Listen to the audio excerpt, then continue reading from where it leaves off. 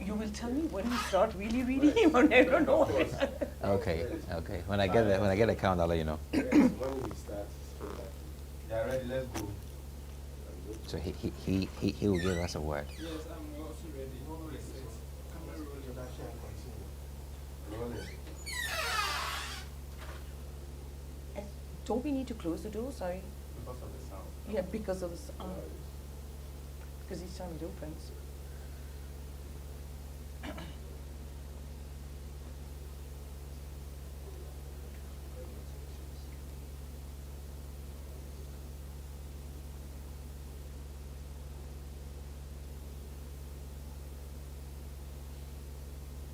C'est pourquoi il faut avoir 20 minutes.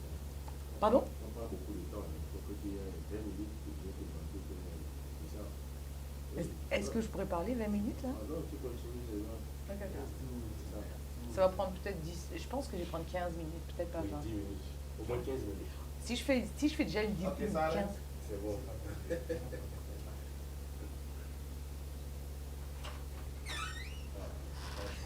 Franchement, ils sont encore pas.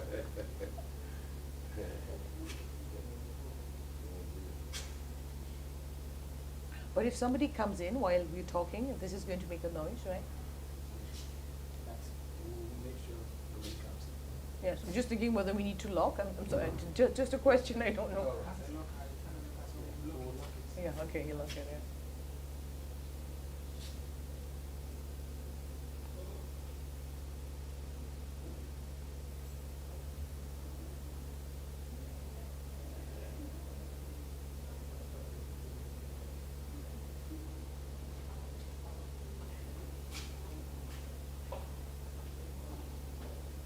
La convention globale, c'est la convention globale de l'UNESCO. Hein? Oui, Global Convention. UNESCO Global Convention of the Recognition of Education. Il y a deux conventions sur les conventions de l'UNESCO. D'accord. Et l'Union africaine ne nous a pas aidé pour les ratifications. C'est nous-mêmes qui faisons. Ah oui. Ils ont personne, les pauvres. Ah non, franchement.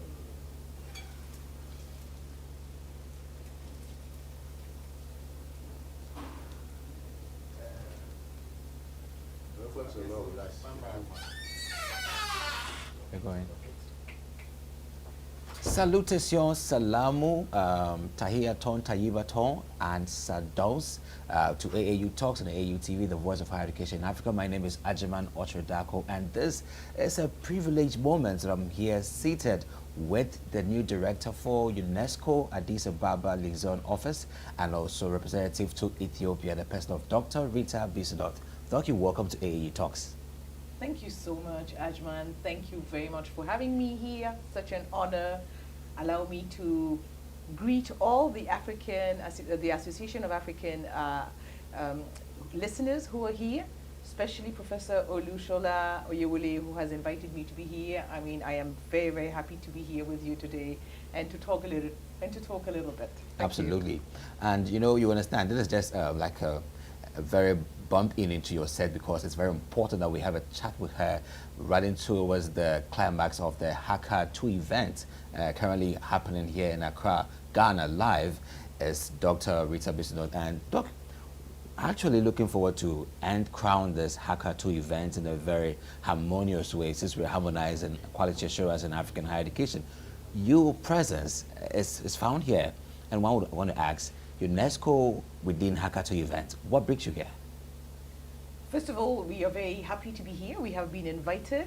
Why are we here? That's a very important question. We are here because, first of all, UNESCO, we are a member of the advisory board of HAQUA 2. We are now at the end of HAQUA 2, which is on harmonization, accreditation, and quality assurance in African higher education.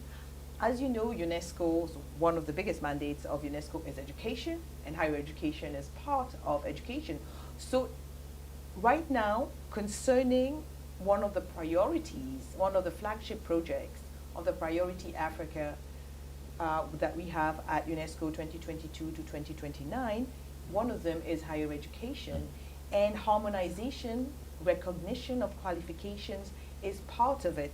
So I mean, at a time that we are starting our new operational strategy for Africa and that we are closing HAQUA 2 and going into HAQUA 3, it is important for us to be here as UNESCO to discuss on the way forward how do we ensure that we harmonize our strategies, we synergize all our initiatives to make sure that we go into HAQUA 3 together as one group and stop working in silos. Unfortunately, we see too many organizations working in silos, and this is why it is important for us as UNESCO to be here in this HAQUA 2, at the closing of the HAQUA 2, when we are discussing what has happened, to exchange good experiences, as well as challenges that have been faced, but especially at the time that we're talking on the way forward to HAQUA 3, we need to be here and discuss with all our partners who are here, the AAU, the different DAD, ENQA, the African Union Commission, of course, who is here, who is leading this process. So it is very important for us to be here today. Let me add that all the implementing partners, AAU, OBRIO, ENCA, and DAD, are all together, all made their remarks during the program. And today, you also made your remarks representing UNESCO. And within your remarks were the OPSA, the Operational Priority Strategic Africa 2022-2029, which there's more interest to telescope into this whole concept and how does it catapult Africa to that level that we want. Right. So allow me first of all to mention what is my role as the UNESCO office. We are known as the UNESCO Liaison Office to the African Union, to the United Nations Economic Commission of Africa, and we are representatives in Ethiopia, and we are based, of course, in the beautiful city of Addis Ababa in Ethiopia. So what is our role? Our role is to coordinate, is to synergize, is to advocate on the programs of UNESCO, and as well as to mobilize resources for the different institutions that I just meant, but especially supporting AUC and the the ECA, but mostly enhancing and positioning UNESCO, making UNESCO visible on the map. And this is why we have this Priority Africa, which has 5 flagship projects. And the first one is called Campus Africa, which is reinforcing higher education in Africa, with the objectives, and related of course to the HAQUA 2, is to promote recognition of qualifications backed by mutually recognized quality assurance mechanisms. And this is how we link it to HAQUA 2. We also want to enhance the research capacity of African higher education institutions, as well as increase research outcomes with effective networking. And I just want here to highlight something that is very important, is that we need more peer-reviewed publications in the African continent, which we do not have enough. And I was mentioning in my presentation earlier that we only have about 1% of peer-reviewed publications in all the different spheres, I mean, when we consider globally. So really, there is a lot of work to be done. And something that I want to talk about is that at the time that we're talking about recognition of qualifications, we have different conventions. And we have the Addis Convention, as well as the UNESCO Global Convention on the Recognition of Qualifications on Higher Education. And we have just now reached 20 ratifications, of which makes that now this convention is going to enter into force by March 2023. However, we only have 3 African countries which have ratified the Global Convention on the Recognition of Qualifications. So this is a call to our African Union member states to ratify the Global Convention on the Recognition of Qualifications, but not only the Global Convention, but as well as the Addis Convention, which is very important also on the recognition of qualifications. So this was our first flagship project. Our second flagship project is known as the General History of Africa, which is a catalyst for achieving both Agenda 2030 with the 17 SDGs and Agenda 2063, the Africa that we want.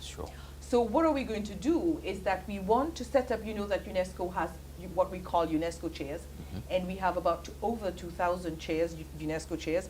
We want to establish chairs, UNESCO chairs on general history of Africa. But also we need to support more information, more awareness on general history of Africa. Yeah. We have 11 volumes of the general history of Africa.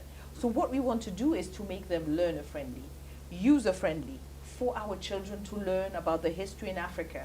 History in Africa, for Africa, by Africa. Splendid. And I think this is so important because we have seen many documents which are not necessarily written by our own countrymen. So this is, I think, very, very important to make, to develop more learning materials in our different member states on what is the general history of Africa. And something that I always tell my own children is that history informs the future.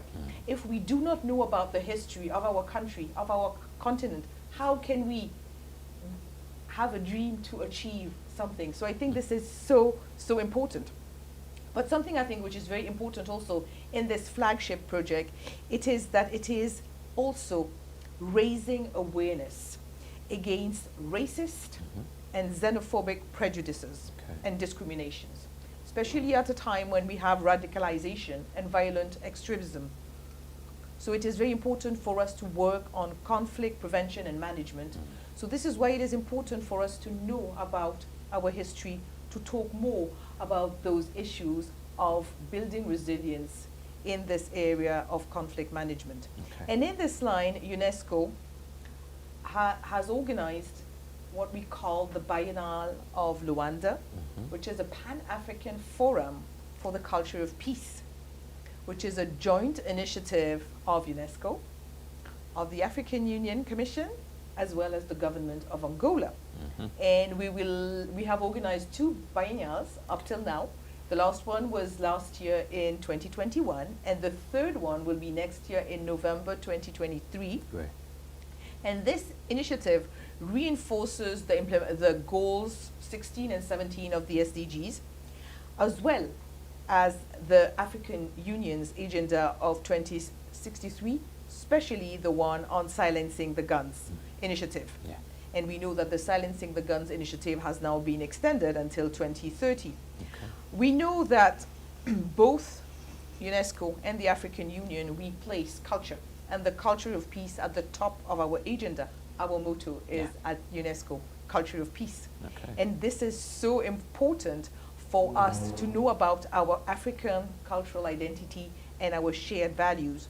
So the aim of the biennial of the culture of peace is to work towards a more sustainable individual, but also implementing the concept of what is peace, what is a culture of peace, especially working on a movement of non-violence through the creation of working with different partners, a multi-partner partners, civil society, governments, scientific community, the private sector, as well as other international organizations.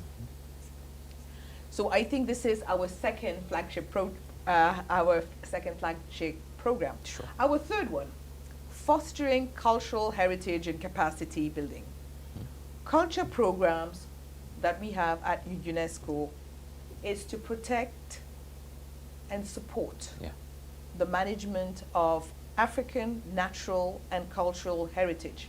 And it is important for us to develop the capacities of our member states to implement the different conventions that have been ratified, so that we know, so that we can see the need to preserve the cultural heritage that we have in our countries, but also ensure the inscription of the African properties on the list. You know, we have the UNESCO World Heritage Sites. And unfortunately, African countries do not have a lot of UNESCO World Heritage Sites. And this is something that, and we are now going onto the list of the World Heritage Sites in danger. So our role as UNESCO is to work with AU member states on how to inscribe their World Heritage Sites, because it is a very complex process. It is not an easy process, but also to help them preserve their World Heritage Sites. So we are working on this aspect of culture, which is, of course, very, very, very important. I am right now based in Ethiopia. In Ethiopia, we have 13 UNESCO World Heritage Sites, with 9 tangible World Heritage Sites and 4 intangible World Heritage Sites. I think, if I'm not mistaken, we are in Ghana. I think you only have 2 tangible World Heritage Sites, if I am not mistaken, and 2 or 3 intangible World Heritage Sites. Our 4th flagship project is harnessing new and emerging technologies for sustainable development in Africa, including the recommendation of the ethics of artificial intelligence.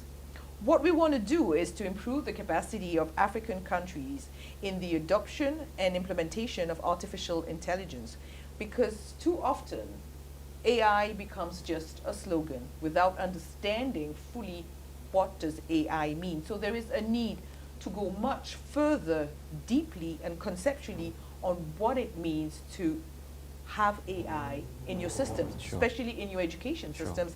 And here I am talking about developing OERs, open educational resources, so important at this time when we know that many of our schools have been closed for nearly 2 years.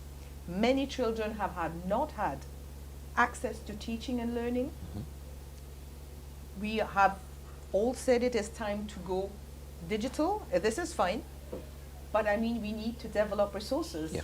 We need to develop teaching and learning resources. I mean, many of our teachers in many of our countries, I mean, in like they were told in 1 or 2 days, prepare your online materials. I mean, you cannot prepare online materials, teaching and learning materials like this. It doesn't happen. You have to have a training. There is, I mean, you have curriculum development for books that you read and write, but Yeah. you also have you need a special training to develop teaching and learning materials online. So I mean, this is why we also want to help in developing OERs, open education resources. So this is building the capacity of our societies in this. So this is why we think that this will foster, this will bridge the gap. This will bridge the gap that we have. This will bridge the digital gap. So we need to foster digital skills, Sure. build the competencies of teachers, of different stakeholders in this area of artificial intelligence, but at a time that we are talking of everything being digital, when we're talking of digitalization, digitization, Sure. and digital transformation. I think it is very important to say that we just do not take a book, make it PDF and put it online. This is not digital learning. This is what I see when I am talking about developing curricula for online resources. It goes much beyond just taking a book Scanning and pages and putting scanning online. pages and putting it online. This is not. Okay. They say that you need support to the learner. The material has to be interactive. It has to respond to certain criteria. How do you make it attractive? Because you know that when we have distance education, it is one of the areas where you have a lot of dropouts because you don't have a teacher in front of you. You're just in front of your screen Yeah. or in front of a book. So how do you make your teaching and learning materials interesting, inclusive, attractive, and you want to continue reading? So there is a lot of training to be done in this area. So this was our 4th That's intriguing. flagship project. Our 5th flagship project is enhancing open science, reinforcing capacity building in basic and applied sciences and scientific research to strengthen innovation and technology development in the areas of ocean science, climate change resilience, and water resource management in Africa. Okay. And I think I want to talk a bit more about climate change. At a time when we are talking, when COP27 was held a couple of weeks ago in Egypt, COP15 on biodiversity has just finished 1 or 2 days ago. We know that climate change is really at the forefront of all our minds. We have all seen, and we can all see in our countries, the rise in temperatures, the floods, the droughts. We can see changing rainfall patterns. And what is happening is that this is destroying a lot of our livelihoods. And unfortunately, Africa has not been spared by the impact of climate change. Yeah. I mean, we all know, I mean, I compare myself to when I was small in my country and up till now, when I remember, our summers would never go maybe up to more than 25, 26 degrees. Yeah. Now during summer, we can have like 35 degrees. And in some countries, you can have summers with up to 50 degrees. Ridiculous rates. So imagine you cannot live in 50 degrees, you need air conditioning. Imagine the impact that this is having because you're using electricity. We are burning coal. We are not always using solar panels, unfortunately.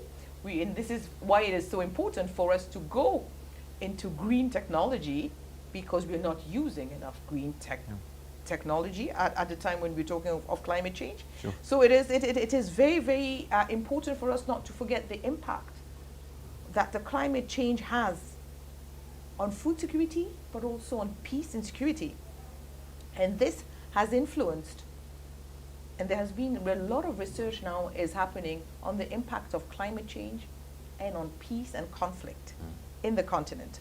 And this is one of the reasons why, as the UNESCO Liaison Office, as we are developing our strategic document for 2022-2025, our biggest concern is on climate change. How do we develop resilience through education to climate change, building a culture of resilience to climate change through education?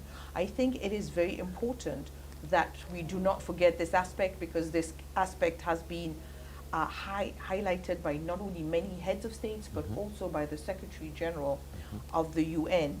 So we are very much focused in this area at a time when we have rise in sea levels in many countries. You know that we have countries like Maldives who are crying out, what can we do? Because their country is such at sea level. What is going to happen to them in like maybe 10 years, 20 years time? We have no idea. It might disappear. I also come from an island, and my island might disappear in the next 50 years. Yeah. Just imagine, we are many of us islanders. This is something that we keep thinking. It would be horrible for us not to have any house, any home. Anyway, we also want to develop national capabilities in science, technology, and innovation. And we need to open science. We need to foster open science through increased access to scientific information and knowledge.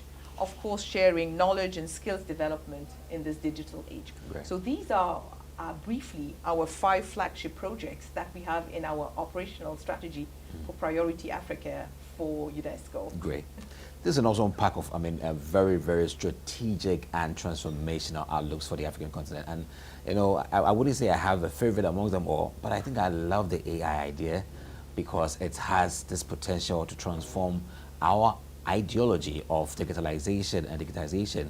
We take it to a different level with interaction and also student support, because that has been the big gap that we found in our education system, right from the very primary levels to the tertiary levels. And I believe this will be an encircling, enabling activity to change the way we educate in the African continent.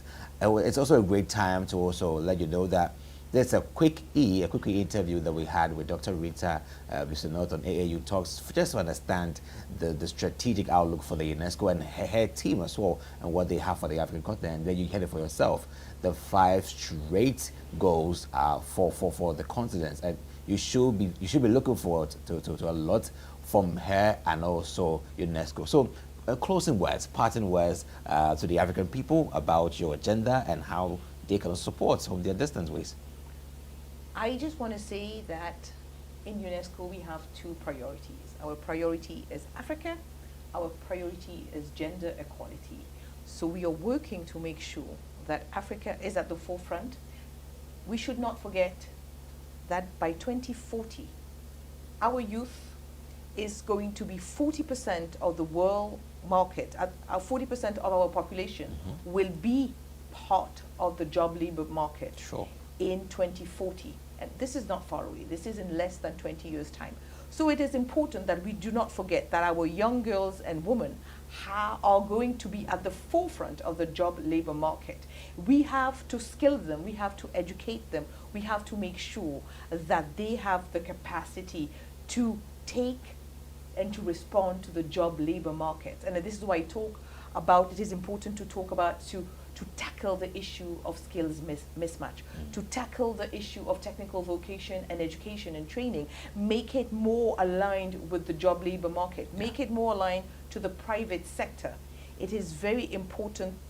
Something that we need to know is that about 50% of the jobs which we have right now, which exist today, will not exist in the next 30 years. So how do we harness the demographic dividend? And this is our job as UNESCO, to make sure that we not only have access, our youth do not only access education, but we access quality education. And this comes back again to the topic of today, quality assurance in higher education, because higher education means teachers, training of teachers, training skilled employees, engineers, scientists. So this is where we are going, making sure that we respond to the job labor market and our youth can be integrated in the jobs of tomorrow. Absolutely. And usually when we come to this show, we'll give you a knuckle. Bam. Big ups to you and what you're doing. And this is where we wrap it up beautifully on AAU Talks, the voice of higher education Africa. And when we come to you next time, you will find me next time right here on AAU TV, the voice of higher education. My name is Ajiman Ochodapo. Keep watching AAU TV. Have a nice day. Be safe and bye.